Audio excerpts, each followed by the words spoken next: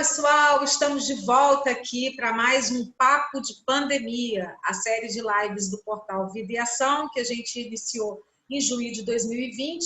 Já reunimos mais de 70 especialistas para conversar com a gente sobre a pandemia do novo coronavírus e os impactos em diferentes áreas na vida da população, principalmente na saúde, né, das pessoas.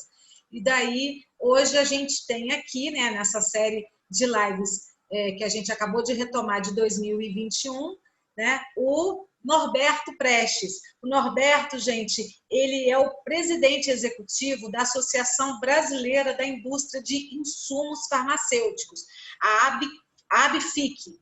Então, o que acontece? A gente estava conversando aqui antes com relação à questão do IFA.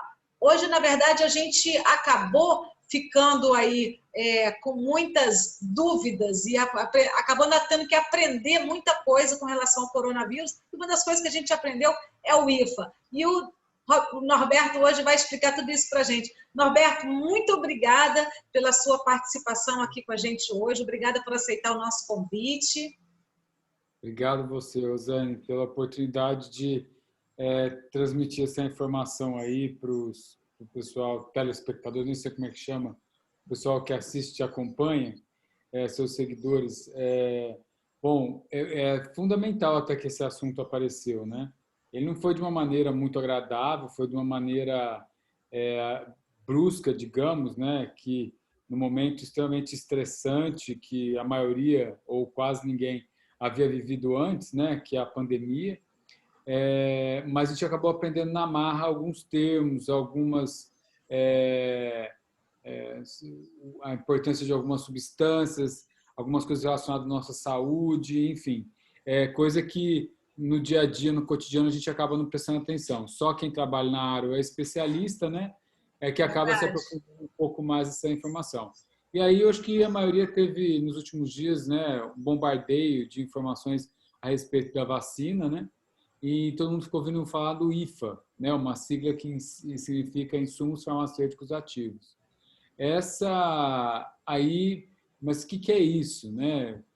Por que estão falando tanto desse processo? IFA, o insumo farmacêutico ativo, ele é o ingrediente mais importante do medicamento, né?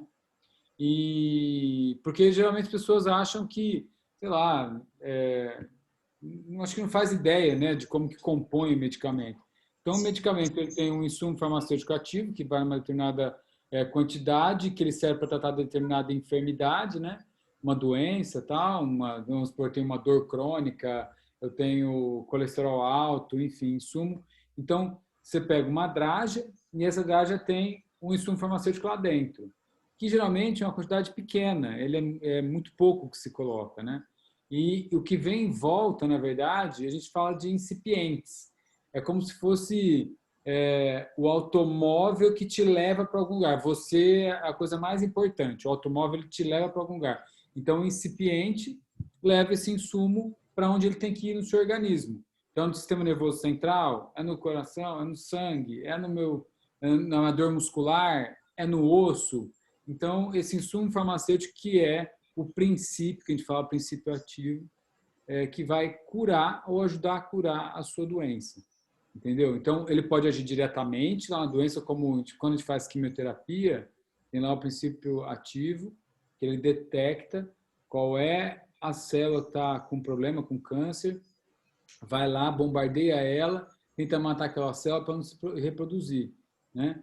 Então, mas tem outros princípios que, por exemplo, tem alguns tipos de medicamento que acabam, se disponibilizam, ficam dispostos no seu organismo inteiro, enfim. Aí depois a gente vai entrar nos detalhes que não faz muito sentido agora, mas aí a gente percebeu que o Brasil, ele produz a vacina, mas na verdade o ingrediente mais importante da vacina, ele vem da China. Aí foi que nós começamos a falar, gente, o IFA, a China traz o IFA, mas o que é o IFA? Então, é o principal ingrediente da vacina.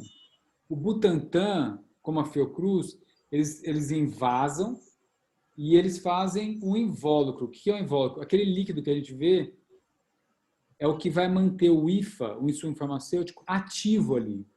Se não tiver aquele substrato, aquele líquido, aquele soro, sei lá, tem mais um monte de componente químico lá, biológico. Se não tiver aquilo, esse IFA não ativa, não funciona e morre. Então, eu pego esse IFA, trago da China, que é concentrado, diluo ele em uma quantidade grande, depois eu separo, envaso, e a gente vai usar, sei lá, 10 miligramas na hora de aplicar lá. Cada ampola dá para fazer 10 aplicações. Aí lá dentro tem o IFA, que vai entrar no teu organismo e vai provocar uma reação imunológica nele, e a gente vai ter, nós ficamos, como é que chama? Imunizados.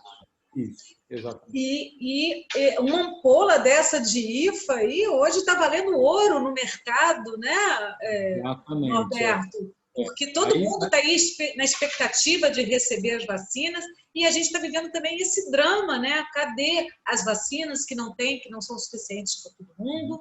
E aí acaba gerando o que a gente está vendo aí, inclusive pessoas, né, sem ter o senso de cidadania, até estão furando filas para poder tomar a sua vacina, enfim, na frente de outras pessoas que são prioritárias, uma briga por quem é prioridade ou não, porque, na verdade, não tem vacina para todos, apesar da gente ter aqui no Brasil, né, a Fiocruz, o Butantan, que são instituições aí renomadas internacionalmente na produção de vacinas, tem o nosso Programa Nacional de Imunização, né, o nosso PNI, que também é muito prestigiado mundo afora, mas, infelizmente, a matéria-prima básica nós não produzimos aqui ainda no Brasil. Por que isso acontece, Norberto? Por favor. Vou tentar simplificar isso, né, que isso é um problema de quase 4 décadas, né, 3 décadas, eu diria. Mas imagina você que hoje o Brasil produz, a indústria de insumo farmacêutico, que é a nossa associada, ela produz hoje 5% dos IFAs utilizados na fabricação de medicamento no Brasil. Todos os medicamentos? Todos os medicamentos, geral. 95% dos IFAs, para produzir o restante, são importados, na sua maioria, da China e da Índia. Nós estamos nesse loop, nessa compra e não produção, está na importação ao invés de produzir, há mais de 20 anos. Por que não investir na indústria nacional? Por que não produzir isso? Na década de 80, nós produzíamos 55% dos IFAs consumidos aqui, o que já é um número excepcional, porque é bom salientar que assim, nenhum país hoje vai ser autossuficiente na produção de insumo farmacêutico. Isso é claro, todo mundo tem que entender isso. A China e a Índia investiram muito dinheiro. São mais de 12 mil empresas que produzem insumo farmacêutico contra 44 do Brasil. Entende? E aí, assim, essas empresas, elas têm uma capacidade de produção absurdamente alta. Aí, a empresa farmacêutica que produz medicamento, ela tem mais opção aqui ou tem mais opção lá? Está mais fácil comprar aqui, está mais fácil comprar lá. O preço aqui maior lá. Aí a gente deixou isso acontecer. A gente perdeu competitividade também, né? Temos, porque aconteceu. Nesse processo aí, desses 20 anos, essas empresas que estavam aqui, produziam 50%, como mencionei, elas começaram a migrar para a China e para a Índia, ou fecharam as portas. Por quê? Aqui não tinha uma política de incentivo para isso. E aí veio, para piorar, veio o Collor, o governo Collor, que abriu o mercado. Só que abriu o mercado sem nenhuma transição. Não abriu um mercado que pudesse fazer assim, olha, eu abro o mercado, mas que competitividade vocês vão perder? Como é que a gente faz para manter 30%? Quais moléculas, né, quais IFAs nós vamos produzir aqui que nós não vamos parar, independente do preço e tal. Não teve um plano estruturado de longo prazo para que isso permanecesse. Países como os europeus, Estados Unidos e Japão, por exemplo, fizeram isso, fizeram o trabalho de casa. Então, hoje, os principais insumos deles, especialmente os inovadores para doenças, para tratamentos mais novos, eles produzem tudo, em casa. Agora, com pandemia, se eles quisessem voltar a produzir em 1 ano, 2, eles têm tecnologia e estrutura para isso. Nós não temos. Só para ter uma noção, a gente fala do Brasil, mas assim, os Estados Unidos eles importam da China 70% dos insumos farmacêuticos. Então, 70% os Estados Unidos. Só que, se acontecer alguma coisa, ele tem como produzir o restante lá, entendeu? Uhum. Então, assim, o que aconteceu? Onde é que nós E a vamos gente perder? perdeu essa capacidade de produção. A gente hoje não A consegue gente perdeu produzir. a capacidade de produção e nós não investimos de uma maneira contínua no desenvolvimento tecnológico. Então, as universidades perderam recurso, as empresas perderam recurso, os centros de pesquisa perderam recurso e a gente não conseguiu manter um grupo, né, pungente aí para desenvolver tecnologias e a indústria continuar ativa.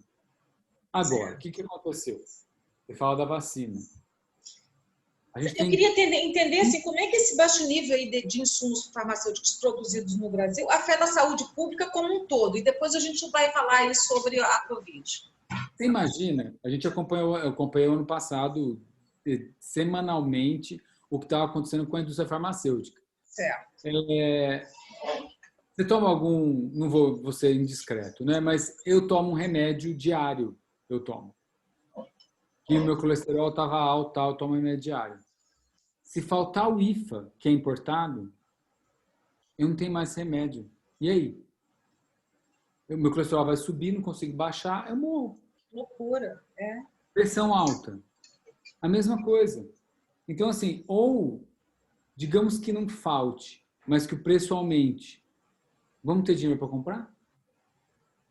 Ou então, digamos que a negociação vai ficar difícil, vai demorar 1 mês, 2 meses, vai ficar 1 mês, 2 meses sem tomar o remédio? É lógico que a indústria não deixa chegar nesse colapso. Ela evita, porque senão ela vai quebrar o negócio dela e ela vai ter um problema de saúde pública gigante. Então, ela tem as reservas dela de insumo para 3, 6 meses. Mas a gente fica numa situação muito frágil, de dependência extrema, que toda vez que acontecer alguma coisa, eu tenho que ir lá pedir, pelo amor de Deus, venda para mim. Se a gente tiver uma capacidade de produzir minimamente 20% que seja os IFAs que nós consumimos aqui no Brasil, é uma situação confortável. Pelo menos eu sei que a indústria e a academia, né, e os cientistas tal, têm condições de reagir num momento como esse. Entende? Sim. O que não dá é para a gente ficar totalmente dependente. E outra, viu? Nós temos perspectivas aí para buscar novas moléculas para tratamento de doença oriundos da biodiversidade. Só para você ter uma noção de dado, de 1988 até 2018 ou 2019, acho que até 2019, foram 1.800 moléculas, 1.840 moléculas registradas no mundo para tratamento de alguma doença. 1.840 IFAs registrados lá no mundo que tratam doenças. Ok. Desse total, 50% deles foram IFAs que vieram da biodiversidade, da natureza. Então, se o Brasil concentra 20% da biodiversidade brasileira, olha o potencial que esse Brasil tem de descobrir novas moléculas para tratamento de doenças. Sim, exatamente. Aí você pergunta de novo, por que não? Porque às vezes não tem interesse da indústria farmacêutica, não tem um ambiente que a gente possa estimular isso, um ambiente regulatório, ambiente de investimento em pesquisa e desenvolvimento, científico, enfim, a gente precisa criar esse ambiente. Abandonamos a nossa ciência à própria sorte, né? A gente está conversando aqui com o Norberto Prestes. Ele é o diretor executivo da Associação Brasileira de Insumos Farmacêuticos. E ele está explicando, para quem estiver entrando na nossa live nesse momento, ele está explicando por que a gente está vivendo esse drama aí de não ter vacinas para todo mundo. Ele está explicando que a questão é crônica e começou há bastante tempo, a gente já teve uma capacidade de produção e hoje a gente não produz mais. Então, ele está colocando aqui isso para a gente. Norberto, por favor, explica para a gente aqui por que hoje, então, o Brasil não faz o insumo, porque ele não tem justamente esses incentivos para produzir aqui, é isso? Exato, exato. Mas, assim, eu sou muito otimista. Apesar de tudo, não vou falar nem como bom brasileiro, como bom ser humano, talvez, eu tenho fé nesse processo aí, fé no sentido de eu tenho disposição para a gente aprofundar essas questões, né, com o governo e sensibilizar, porque como até hoje nós tivemos um baque, como nós estamos tendo nesse momento, a gente nunca rediscutiu essa relação. Agora, como tornou público, e aí todo mundo sabe que nós estamos numa situação vulnerável de saúde pública, agora todo mundo se interessa pelo assunto. Então, é o melhor momento de discutir quais são as soluções. E aí a gente está discutindo com o Ministério da Economia, Ministério da Ciência e Tecnologia, Ministério da Saúde, a Casa Civil, o Congresso. A gente está agora ampliando a discussão e criando, falando, olha, que ferramentas nós vamos criar, reduzir imposto, colocar mais recursos para pesquisa, nós vamos incentivar as empresas a ter uma capacidade tecnológica melhor. E aí a gente tem algumas sugestões que vão ser por etapa, e é um processo que vai levar pelo menos 10 anos. Não é uma Pois coisa é. que acontece. Então, Mas, assim, o que isso pode gerar de impactos agora para esse momento que a gente está vivendo da Covid? Olha, eu acho que para esse momento a gente não tem como reagir muito. O que eu poderia dizer em relação à vacina, para quem quiser olhar e visitar, que eu acho que é importante, o Ministério da Ciência e Tecnologia, MCTI, ele criou uma rede vírus, chama. Aí qualquer um pode acessar no site, está lá, é público, e aí são 15 iniciativas aqui no Brasil de pesquisadores que estão buscando uma vacina para nós, brasileiros, para o tratamento do Covid. E o Ministério está apostando nessas vacinas. 4 delas estão muito avançadas. Uma delas é de uma empresa associada a nossa. E a gente está vendo com muito bons olhos, porque mesmo que a gente não consiga trazer agora, a gente vai continuar importando, tal, mas até o final do ano tem uma perspectiva boa de ter o IFA sendo produzido aqui. E aí o que acontece? É bom todo mundo saber que a população brasileira tem uma característica muito peculiar. Nossa genética, ela é peculiar no mundo, como o da África é, como o da China é, como os Estados Unidos é. Então a gente precisa ver como é que o vírus se comporta nessa genética, né? E aí ter essas iniciativas, incentivar as iniciativas agora, no caso da vacina, no centro de pesquisa é fundamental, porque a pandemia não vai acabar agora. O vírus está mutando, nós temos mais de 19 variantes do vírus. Então, a gente não sabe a consequência. Além disso, existem agora, estão surgindo outras, como chama? Variantes. Sequelas. Sim. Vírus, que não são aquelas que a gente estava acostumado a ver. Tem uma agora que chama língua branca. E aí, assim, como vai durar? Não vai, eu vou ter isso a vida inteira, vou ter que tratar. Então, assim, o que me acalma, ou o que é importante a gente iniciar isso daqui, mesmo sendo agora de uma maneira tardia, é que a gente pode descobrir soluções para nós, Brasil, tipicamente brasileira, para o nosso problema. Eu não dependo mais nem de China, nem de Europa para importar. Então, a gente precisa incentivar isso. A vacina é um ponto. Agora, para o restante, para o medicamento, a mesma coisa. Vamos avaliar. Nós não produzimos antibióticos no Brasil. Nós não produzimos antibióticos. Nós produzimos vários antibióticos. Mas cloroquina, que não está comprovada cientificamente, a gente produz, doutor? Aí, é assim, eu não vou entrar nessas questões. Mas é só são parênteses aqui, porque intriga a gente, né? Mas até onde eu sei, o IFA da cloroquina é importado. Nem isso. Entende? Então, assim, a gente vai ter que parar para refletir e buscar e se empenhar em tentar retomar essa produção de insumo no Brasil. E no caso específico da vacina, nunca é tarde, a gente vai ter que continuar isso, porque esse Covid veio para ficar. Então, a gente vai ter que entender ele e vamos ter que desenvolver essa capacidade de produzir o insumo aqui no Brasil, e temos, de uma maneira séria e permanente. E aí, assim, eu acho que a gente consegue sair e criar novas perspectivas, entendeu? Para os próximos anos. Então, eu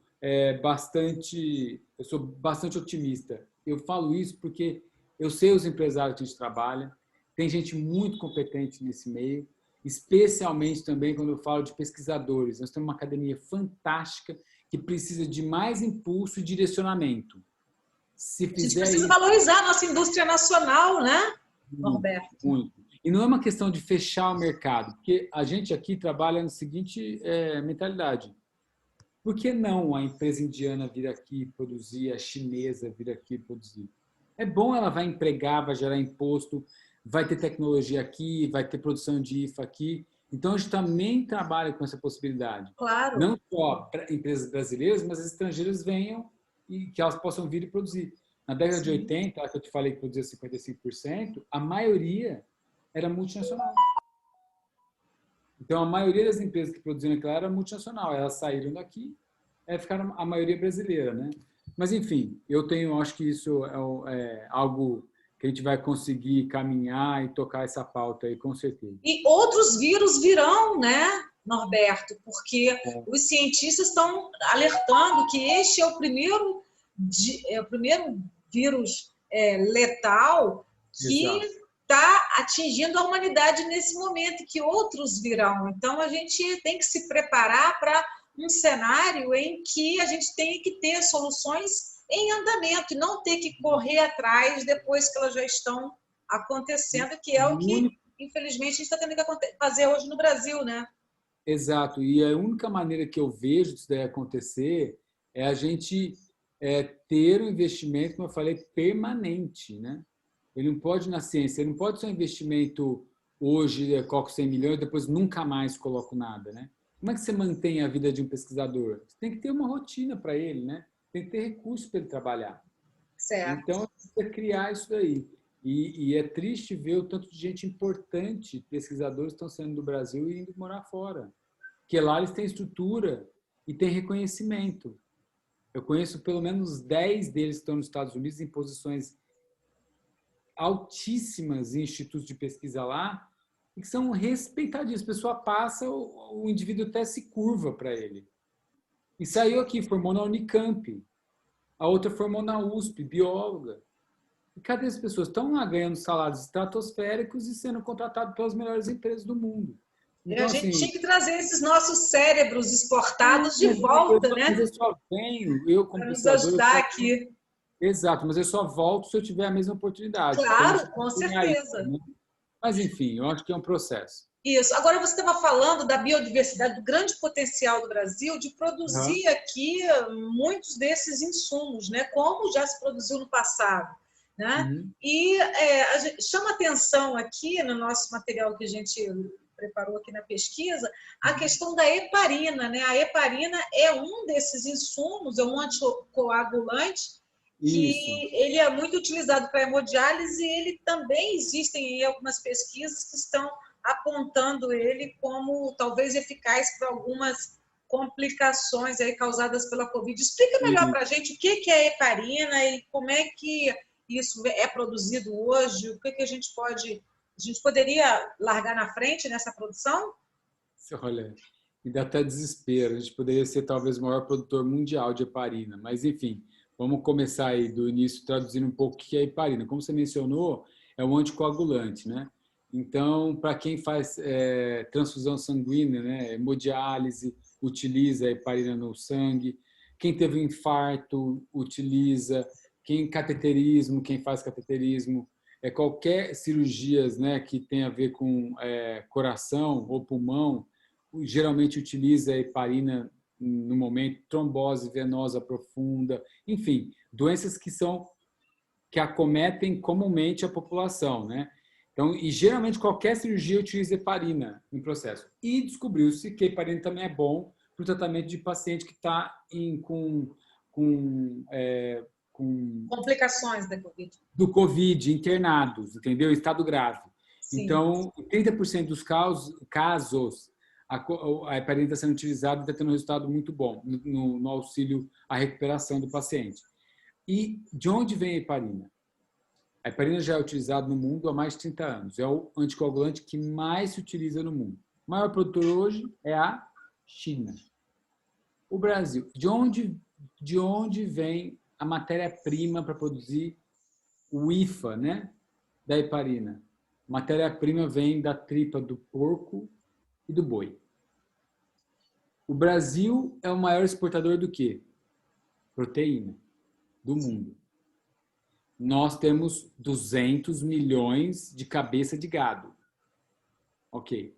Fora de suíno, que eu acho que é 150 ou 100 milhões que nós temos aqui no Brasil. Esse subproduto, que é o intestino, a tripa, né, o intestino do suíno, do bovino, ele era jogado fora. Aí a nossa indústria, as empresas associadas nossas, elas pegam isso daí, tratam e criam um IFA para o medicamento heparina. Ele faz um tratamento químico, tal, etc., e fazemos esse heparina. Para onde essa heparina está indo? Esse insumo, esse IFA nosso. 100% dele está sendo exportado. Não vale a pena vender no Brasil. Não vale a pena vender no Brasil.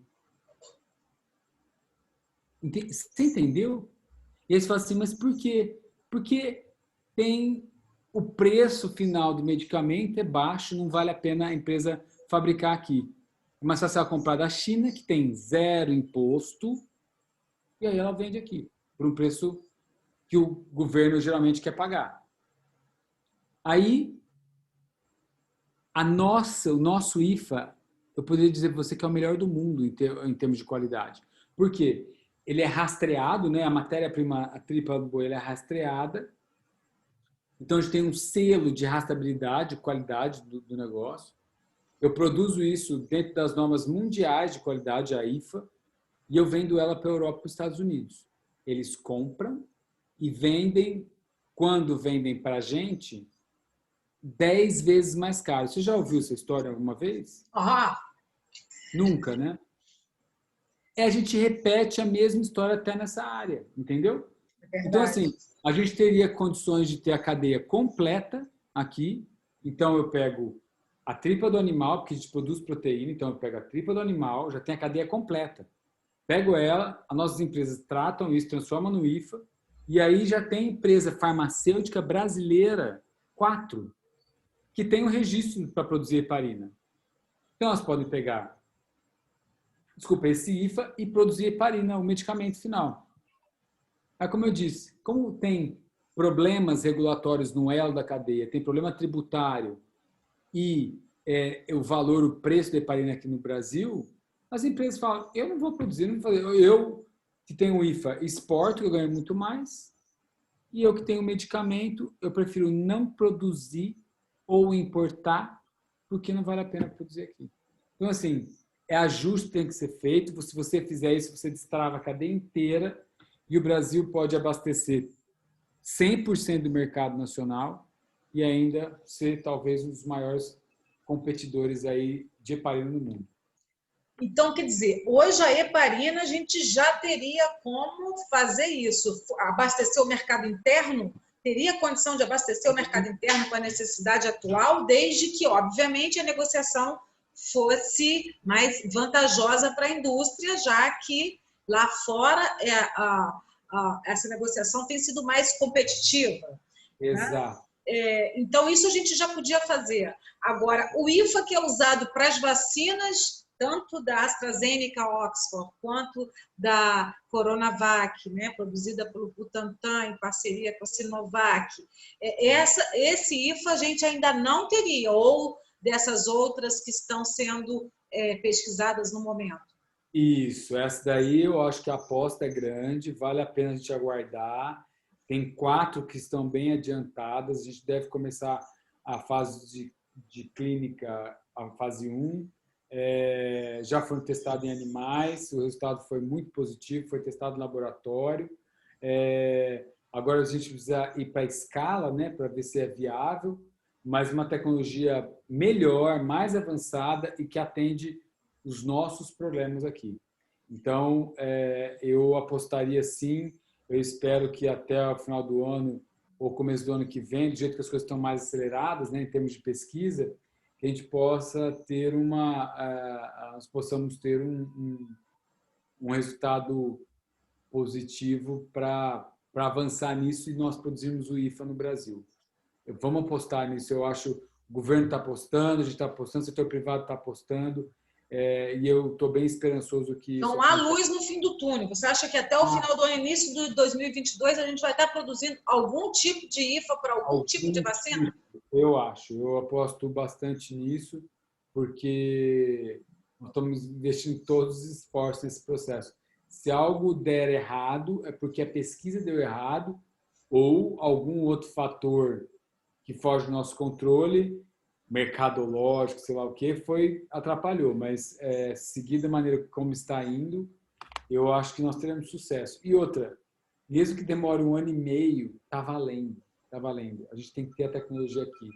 Porque, como eu disse, esse vírus ele é que nem o da gripe. Ele vai mutando. É verdade, é o que eu ia falar nesse instante, justamente, como a vacinação da gripe. Todo ano muda a cepa, todo ano as pessoas têm que se vacinar, enfim, porque muda a cepa. É a tendência também de acontecer com o novo coronavírus, né? Todo ano vai ter uma vacina diferente para aquele mesmo tipo de vírus, porque aquele vírus tem variações, sofre mutações, enfim. E é por isso que a gente precisa estar com o nosso mercado interno preparado para encarar esses novos momentos, essas novas cepas, variantes e outros vírus que virão.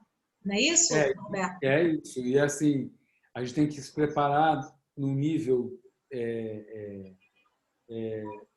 tão grande, profissional, porque à medida que essas variantes vão mudando, né, e eu vou criando novas vacinas e vou aplicando, o Ministério da Saúde, os profissionais de saúde vão precisar acompanhar o desdobramento disso. Porque a gente tem aqui fatores de pobreza, nós temos aqui falta de saneamento básico, alimentação, desnutrição, tem alguns componentes que são bem peculiares nosso, clima, nossa diferenças, né, de um estado para o outro absurdas, né? Aí genética também muda muito, sim. A nossa alimentação tem impacto também nesse processo no sistema imunológico. Então, assim, o que vai ser importante? À medida que a gente vai mudando vacina e a variante vai mudando, a gente precisa acompanhar. Eu tomo uma dose tal, de que vacina? Que efeito que deu? Daqui 3 meses, volta aqui. Teve alguma coisa? Algum efeito colateral? Não. Está segurando para a vacina? Tá. Deixa eu avaliar teu sangue. Quanto que você tem aí de, como é que chama? Antígeno. Ah, tanto. E aí a gente conseguir monitorar tudo para saber onde eu vou focar, o que está dando certo, está dando errado, o que eu preciso melhorar, o que a gente vai aprofundar em pesquisa. Isso, por exemplo, Israel está fazendo. Tudo bem que eles têm uma população muito menor, né? 30 milhões, eu acho, de habitantes Israel. Mas, assim, eles estão monitorando todo mundo. E existem agora possibilidades, estão vendo no Reino Unido, estava lendo essa semana, agora crianças apareceram com sequela do Covid. E aí, quando avaliaram o perfil, eram pessoas latino-americanas, olha só, negras e mais uma outra, tem mais uma outra característica, mas que geralmente moram na periferia lá de Londres. Então, eles estão tentando ver que fator ambiental está agravando o quadro de criança, que não está tendo nada. Então, assim, por isso que eu falo que vai ser importante a gente monitorar esse processo. Não vai ser uma brincadeira, a gente vai ter que encarar essa pandemia de uma forma bem racional e aprender com ela e conviver com ela e investir na ciência, porque é a ciência que salva a gente, viu? É verdade. Você, nós só estamos aqui vivendo com mais de 40 anos porque a medicina e os cientistas nos permitiram isso.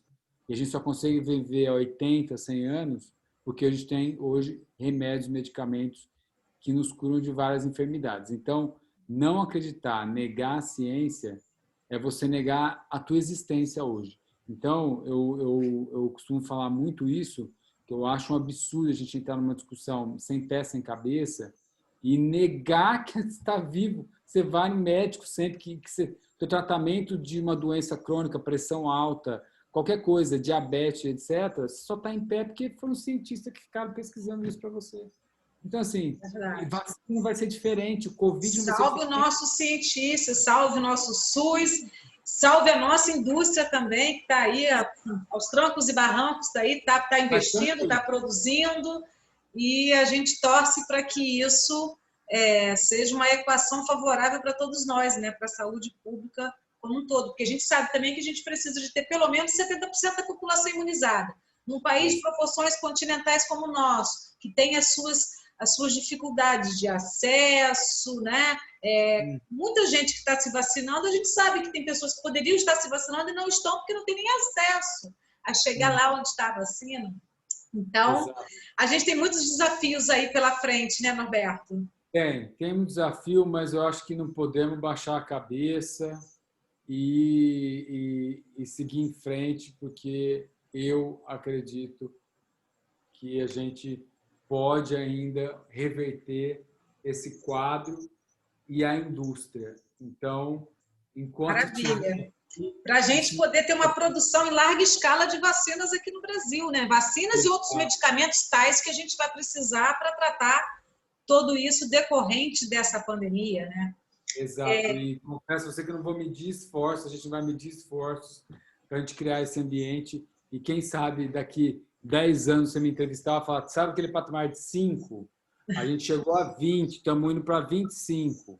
E estamos produzindo isso, com 10 centros de referência. Aí eu falo, trabalho bem. E que sejam bem-vindos os chineses também, né? Os indianos. Sejam bem-vindos. Porque são competentes também, tá? Muito competentes. Verdade. Gente, olha, o nosso bate-papo hoje, né, é com o Norberto Prestes, ele que é presidente executivo da ABQIF, que é a Associação Brasileira de Insumos Farmacêuticos, ABQIF. E ele contou aqui para a gente hoje, enfim, deu vários esclarecimentos. Agradeço muito, Norberto, porque tirou muitas dúvidas nossas aqui. Creio que os leitores, os nossos espectadores vão acompanhar, nossos seguidores vão acompanhar e vão entender melhor o que é o IFA, por que a gente não está produzindo ainda vacina no Brasil em larga escala, enfim, e o que é preciso fazer, e a gente vai chegar lá, contamos com isso. Muito obrigada, Norberto. Obrigado você, Zé.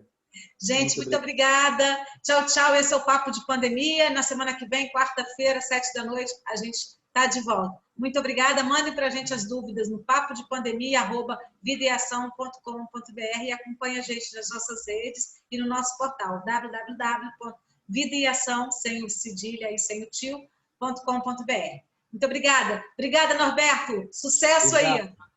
Tchau, obrigada. Tchau, tchau.